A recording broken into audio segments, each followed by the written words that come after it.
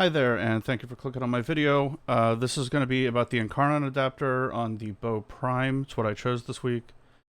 I will be doing a Strun video pretty soon. In terms of like why I picked this is because honestly, I've always enjoyed this weapon. It's not really been too meta for a while. It is an incredibly strong prime when Riven dispos are taken into account. It is one of the stronger primes with dispo because I think it has like a 1.3 something Riven dispo, which allows you to get some pretty insane numbers on this. And honestly, I wanted to see how it would do because I have a CCCD status chance Riven for it with minus damage to infested. So all the feel good stats.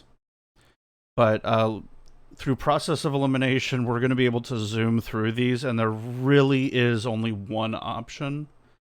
So let's just go through it. The Incarnon form, reach 6x combo, and then heavy attack to activate Incarnon form, plus 100% melee damage, plus 4 range, which is awesome. Plus 50% heavy attack efficiency, 20% sprint speed, 20% the bullet jump. So really, really nice. You know, having a 5 bonus there. Evo 2. You have the option, the one that I went with, increased damage by 34, and with over 450 armor, you gain 30 parry angle and plus 300% chance, combo count chance while blocking. For those that don't know, when you block and you actually like hold F to prevent you from swapping to other weapons without hitting F, when you hold the right trigger on your mouse, you can actually block some, not all, incoming bullets. And there is an angle associated with it. So the parry angle, or the blocking angle on the weapon innately is 60, which will give you a 120 degree in front of you. So it's centered. It's 60 degrees off of center in both directions. So you have a wedge that forms in front of you of 120 degrees. When you go for the plus 30, it'll give you 90. So everything in front of you, the weapon will attempt to block. It doesn't do too well with AoEs or like beam weapons sometimes, right? But it can do pretty good. The 90 is really, really nice. It puts it in the higher tier. Obviously, it's not going to beat like Wukong's, staff, right? But the other one is increased damage by 30, and the option or the conditional is with only a melee weapon equipped. And I'm not going to lie, I just kind of stopped listening or stopped reading at that point. Very, very rarely am I doing a melee only build. So by default, it made it this one to me. If you like running melee only and running... if you like running melee only and running a heavy attack build, there might be something to consider for this. But the other option is that you're actually giving up defense if you have armor over 450. You would actually be giving up a mechanic that you would be using, the parry or the block angle, however you want to say it, which you would be using to like help you survive, right? So for me, I run frames generally somewhat tanky. Not incredibly tanky, but I definitely hit the 450 mark. The third one, a little more options. One, the rightmost, is only a melee weapon equipped. You get movement speed. I'm not worried about that. The next one is heavy attack efficiency is set at 20. And it's kind of beneficial. I'm not a big heavy attack user. But if you were to run a heavy attack build, I just feel like this weapon doesn't have a insane enough heavy attack to really justify using it when you have stuff like the Stropha available. But if you like running this, you can get a really high heavy attack efficiency, and the other one is just 0.5 range, which in combination with the Incarnon Evo 1 gives you the option of just straight up not running primed reach. So in terms of like value, this literally saves you a mod slot. So it's hard to beat. And because the combo counter with this, you can build combo with the bow super fast because of the type of weapon that it is. Was it Flailing Branch? Not Flailing Branch. The other one, the blue one, has a 4x multi-hit on the initial hit.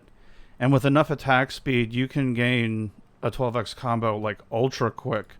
So even with like the heavy attack efficiency, I unless you're literally hitting one target, maybe like for Demolus, if you decided to do this weapon, um, there might be some benefit to that. But you're gonna have to mod whatever you're putting on the damage dealing effect is, right? So 0 0.5 range also feels like the default here, like you need a reason to come off of it. Heavy attack efficiency, if you're running heavy attacks, you already get 50%. And the combo builds so fast on this, I just feel like it's unnecessary. Obviously, 70% would be pretty dank. With only melee weapon equipped, I don't run these setups, so personal preference, build preference, I won't be using this. So 0.5 is the default. Now, let's go to the other one. The leftmost is kind of interesting. Like the Furax, the Incarnon adapter, 40% chance of bleed on impact status effect. After thinking about this and testing it, I am actually not too much of a fan of this. And there is a reason for it. Is with the current undiluted status, right, I will easily be hitting over 100% status chance. So every hit is going to be giving a status chance. But the impact, it requires the impact proc. Like, you have to see this as a status effect in order for this to work. So 189 divided by 210 is 90%. And then 40% and 90% brings us down to a 36% chance, right? So the fact is without modding or considering status effects over 100% where you can like double trigger, you're basically every time with no additional elements put on the weapon, only proccing impact or only proccing the slash 36% of the time. Now, obviously, that's still pretty potent because it's basically free. But it's just the idea of RNGing something when there's something like Shattering Impact in the game. Unless you really, really, really want to run this against Grineer, I couldn't see a use for this really. Because you, at that point, if you wanted to use a slash weapon, or if you wanted to trigger slash, you would just use a different weapon. Like, you wouldn't, unless you want to really, really use the bow against stuff, and it's Grineer, I could see taking this as sort of like a coping, if you will. But the fact is it's still a percent chance on an impact proc, which you wouldn't want against Grineer. But the idea is you want to do as much damage as possible, and with Shattering Impact in, you can burn them down anyway. So the only real options, if you will, for the fourth one, for general use, is basically Absolute Dominion, which is, it increases your status chance up to an insane 62%. And Subtle Force, which on the Bow Prime is 6 and 6 crit chance status chance, which turns it into a very solid weapon. 30% crit chance, 2x crit multipliers, and 8, and 30% status effect. So this basically leaves us with just a little bit of math, right? We need to figure out... now, I know what I am going to be going with, and it's because of the Riven that I have. I personally am going to be using the increased status chance, but it's only because of the Riven. Because I already hit reds with the Riven. This can obviously boost my damage more in terms of raw output, But I basically only use this weapon against the corrupted. I'll run Shattering Impact and a massive Toxin Waiting with the Primed Element mod. So though this can help, sure, the difference is 38% plus 440% is 205 status chance. Now I obviously have the Riven, and it'll boost me up to I think like 260 or something. So I'm still getting, more often than not, 3 statuses each time. But if I go to 62% plus 440 for Weeping, it'll bump me to 334 plus the Riven will push me well over 4. So it's the difference between like say 250, 260% status and over 400. So it almost doubles my damage because it's proportional to the bonus on the status chance, right? Now, the only real counter argument to this, that it is lost damage when going between these, is the crit chance increase. Now, it's not that big of a deal on the bow, but say the regular bow or the Mark 1 bow, the bonuses for this are massive. I think it's like 24 and 24. Like, it evens out way more. And if you do have a Riven that's really, really good, there's probably a bit of a meme build there for you. But for me, I had the Mark 1. I didn't have the regular bow, and I had the bow Prime. So it was the bow Prime versus the Mark 1 for me. I didn't have the regular one. So for me, the choice was the status chance, but it's due to a Riven. So this one is very much your playstyle. I would recommend the middle one or the rightmost one. If you have a Riven, obviously pick whatever you go for, but this weapon is fantastic at killing Corpus and does reasonably well at killing Corrupted. Because you can strip the armor with Shattering Impact, but really, this would be like a really solid weapon for like Index. Running Shattering Impact. The status chance is really nice. The Toxin Bypass destroys Corpus, obviously. And because the weapon has impact on it, you're getting a bunch of bonus damage to shields, so you'll burn those down a lot faster, and then your raw damage, like your actual alpha damage being done to the enemy, will start hitting health way faster, and the entire time you're burning through their armor pool.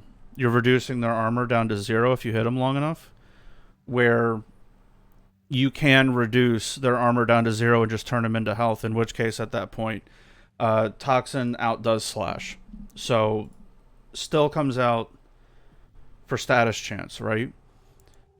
So it's a personal preference. My Riven puts me over, but if you're running like a regular bow and you don't have the bow Prime, and for whatever reason you wanted to try it out, with the regular bow, I would honestly have to recommend this one because the bonuses on it are just so much stronger. It's an issue with the Incarnon adapter applying different values to each tier, if you will. So if you have the regular bow, this is probably your answer. The Mark 1 bow, it's a glorious meme. But just because it's the bow Prime and because of the Riven, I go with the status chance. And just kill the appropriate enemy with it. So let's go to the Simulacrum. We'll see the massive deeps.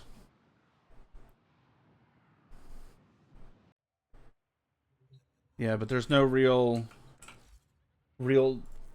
big meme with this. It is kind of funny seeing the huge numbers or the huge range. And it's one of the things that does sort of help you out with getting Shattering Impact going, is because that mod will start stripping as soon as you hit something with an impact status effect. So range helps it out a ton. But unlocking this on doing Conjunction Survival, pretty basic setup, requires attack speed on the frame So Arcane Strike to get rid of Fury. If you want to. Gladiator Might. If you have Strike.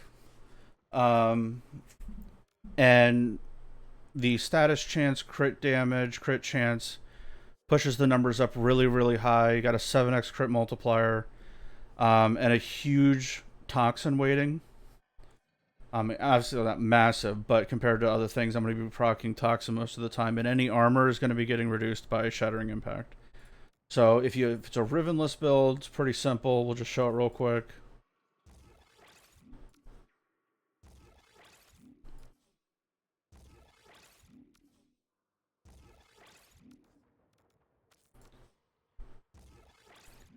And Clashing Forest is the desirable stance here.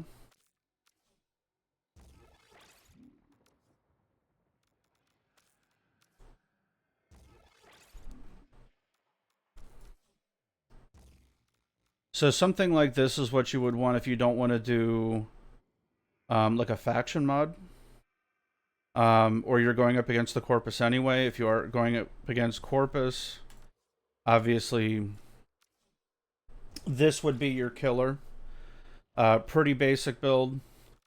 Even with the range, knocks you over 10. And as insane as it is to say, Prime Reach would be your flex slot. If you're doing a normal Corpus run.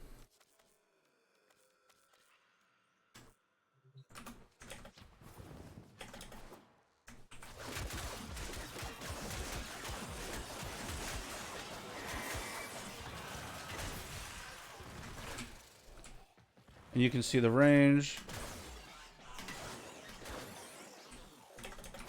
Feels super nice to use, super snappy, quick little 4.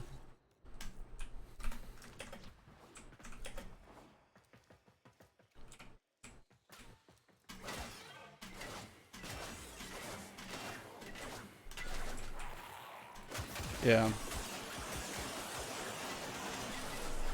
And it's mostly the AoE, that's the big deal, right?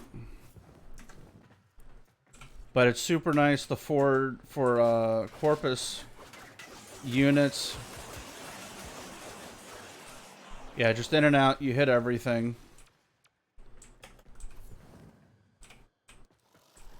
So just go in here, you'll pop everything.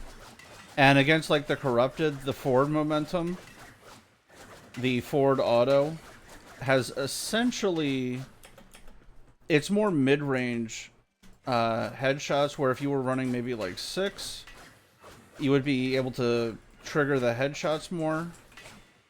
But you can see from here, you can see me hitting the wall. It does have an upward angle, so there is going to be a bit where you're going to be able to get headshots at, say, like 5 to 6 meters. But obviously you're not going to say no to the extra, you know, range on it.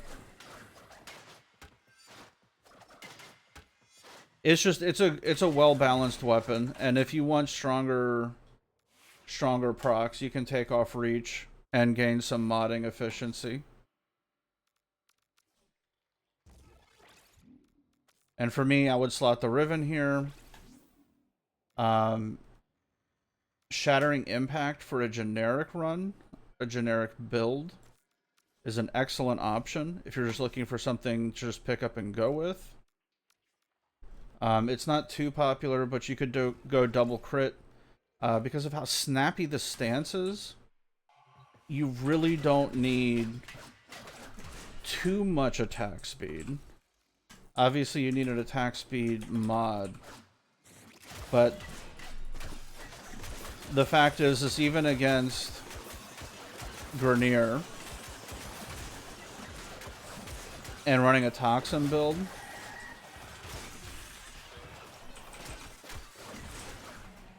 you'll still kill Steel Path, even with a Toxin build. But we can swap over to the Exos, see what a Toxin build against them looks like.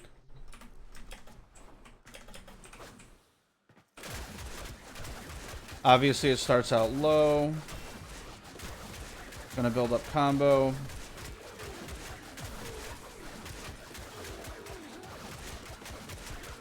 Now it's in the thousands. And at higher attack speeds, the strip does happen faster.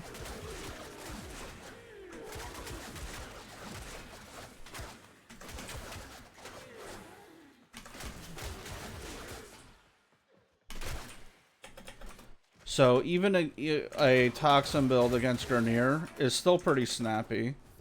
Obviously would not scale well. Obviously you don't want to be standing in front of enemies, smacking them for too long if you're trying to, like, you know, not get hit. But it's a generic build. Nothing insane to see here. It's just the range does get pretty silly. Just saying, like, the range does get pretty silly. Like, you feel like you can hit an entire room, which I would say is an overall plus. So, nothing insane here. There's no insane damage. But your damage comes from, like, the AoE aspect. Because hitting, like, a 10.5 meter range does allow you to hit basically everything in a hallway, at least. But at higher enemy concentrations, I do feel obligated to say that the follow-through could become an issue. Let's go ahead and grab something that can group. Actually, let's do Gyre. I've been having fun with her lately. A little bit of range, good enough.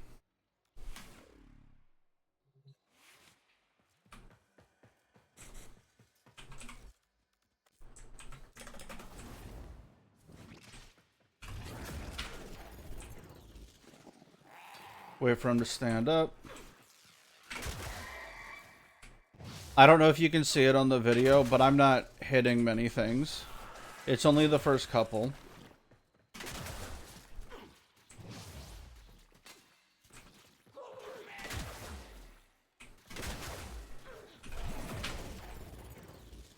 And let's see what the follow-through is like, because I haven't tested this too much. I only got it yesterday. Yeah, it's still getting destroyed.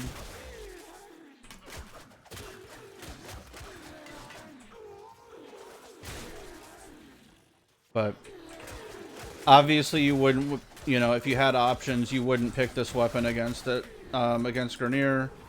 If you wanted to go against Garnier, you would go with like a heavy corrosive build, maybe prime pressure point even.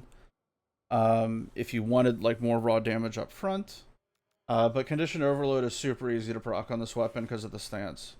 So you could even do like a big corrosive build. Because the puncture and the impact isn't really gonna provide you with infinite scaling. So like a corrosive heat build here could pay some serious dividends. And I guess we can show that.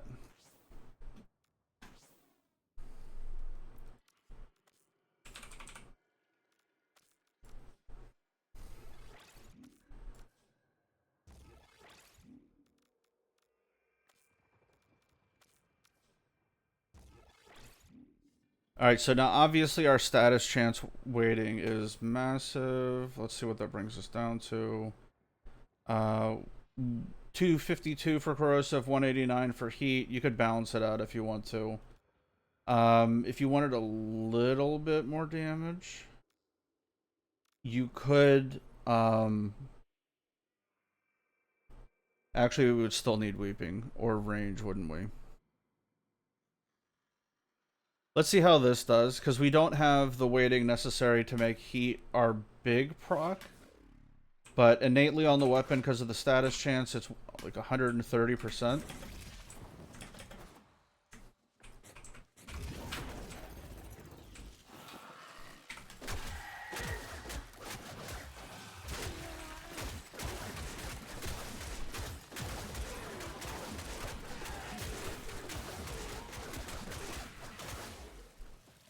So we're seeing about 20s, like 1,000 at the beginning, quickly goes up from there. Yeah, about 40. It's just, this weapon is just a really strong... Yeah, 232 on a heavy. The weapon is just... It's just a really well-rounded weapon. I would recommend using it for Corpus or Corrupted. Like the original build. Yeah, something like this for Corrupted, and you can more or less ignore Shattering Impact. And maybe go double attack speed. Or double crit damage and attack speed to deal with Corpus, right? So big toxin weighting, use the impact initial weighting off the IPS, or in this case, IP, to just give you more, like a more beneficial damage, profile against Corpus, because it's the bonus damage against the shields. So pretty basic with this, nothing insane. I kind and it's another melee weapon. I wish the follow through stat got adjusted. Like at least knock it up to like a 0.7 or something. So it's something like the follow through argument that happened with me and Tanner, like where we were talking about follow through, and then like I forget which Warframe creator it was like, oh, like this is ridiculous. 10 meters of range is gonna potentially make you hit too many things, to where follow through in like a normal steel path density mission, especially on like conjunction survival, not if like you're spread out, but like if you're at the beginning, you could potentially be just losing like all of your damage. Obviously you would be gaining effectively all of it, right? But it does help Shattering Impact. So it's up to you what you want to do. I like using the Incarnon mode as my source of range. The Incarnon timer is like 3 minutes or something like that. Like it's super easy to keep up on a quick attack build, especially with as fast as this is. But because I have a Riven, this is going to be my build, and I'll run Strike on the frame to get the additional bonus, and it'll just shred Corrupted and Corpus. So obviously just changing the faction mod out. So pretty basic. Condition Overload, Blood Rush, Weeping, your choice of crit damage. I would say Organ Shatter before Gladiator Might on this. Though Gladiator Might could help you get, what would it be? Oranges more solidly, but it's just, again, the Riven, want it as much as possible. Basically provides another 110% crit chance. So it puts me pretty well into, mostly seeing reds. But nothing crazy with this. Anyway, I'm going to call it here. Pretty basic weapon. I just think it's a neat weapon. I just think it's neat. But yeah, pretty solid basic build. There doesn't appear to be any sort of a gimmick. It's just, it does more damage. And that kind of just is what it is. But anyway, take it easy, guys. Later.